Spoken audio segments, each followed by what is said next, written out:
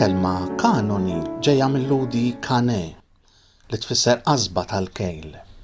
Bħal pereżempju f'Eżekjel il-kapitlu 42 meta il-profeta kejjel l-erja tat-tempju bil-qasba tal-kejl. Imbagħad ittieħdet din il-kelma fil-Grieg bħala kanon, rigla, regola.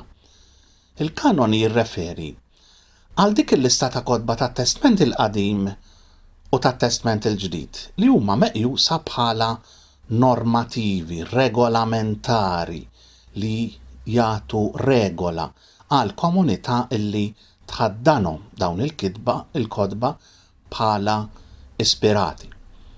Ma kienx titqies bħala li torbot bħal kull ktieb ieħor din il-lista kieku ma kienx hemm il-fidi li huwa Alla li jaġixxi fl-istorja u mhux id-destin. Imma Alla ma jaġixxix mingħajr il-bniedem. U allura kien il-bniedem li forma din il-lista wkoll. Bnedmin kienu dawk li matul din l-istorja għarfu l-ispirazzjoni ta' ktieb u mhux ta' ieħor.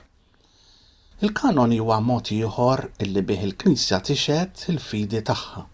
Il-kanoni huwa prodott tal-fidi u li jikkontrolla l-espressjoni tal-fidi.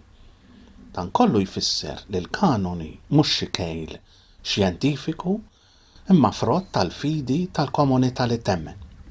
Il-kanoni ta' Testament il-Qadim beda l-aktar meta beda jinħass il-bżonn li jiġu determinati dawk ir-regolamenti tal-liġi kif insibu pereżempju fil-ktieb ta' Nehemija l-kapitlu 8 jew fis-Salm 119.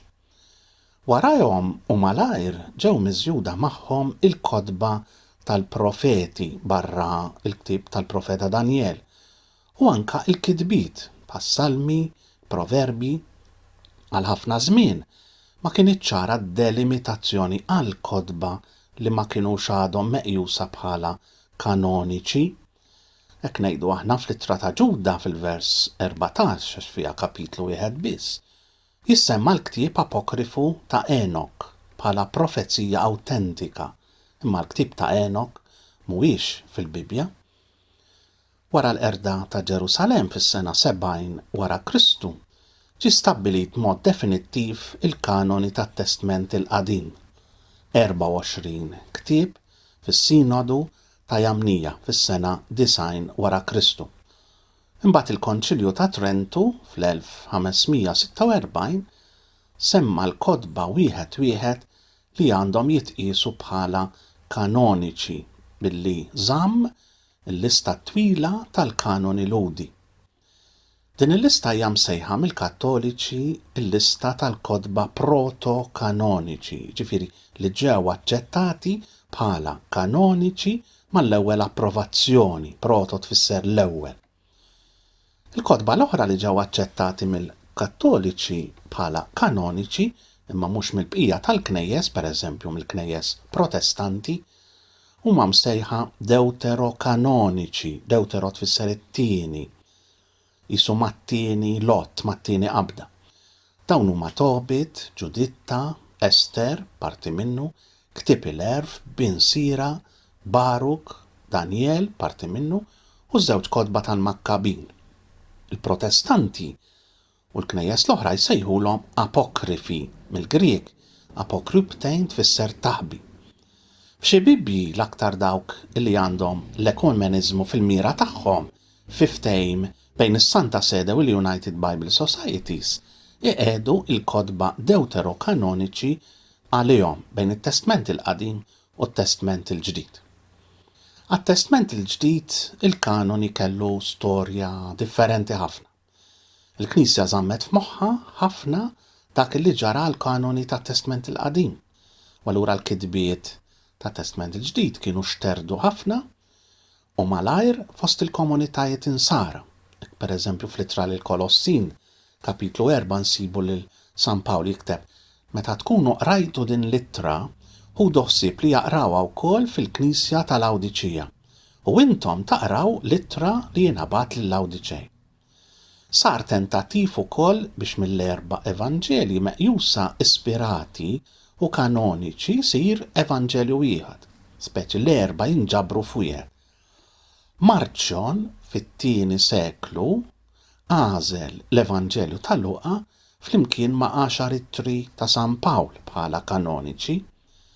Sadattandew jinkitbu ħafna kitbiet apokrifi tat-Testament il-Ġdid, Evanġelji apokrifi li jiddeskrivu f'dettalji kbar it-tfulija, iż-żożija u l-qawmien ta' Ġesu, atti tal-apostli apokrifi li jirrakkuntaw il-ġrajiet tal-apostli kollha, ittri apokrifi tal-apostli li jaqbdu punti mill-ittri awtentiċi u jiżviluppawhom, bħall-ittra lill-komunità tal-Awdiċea.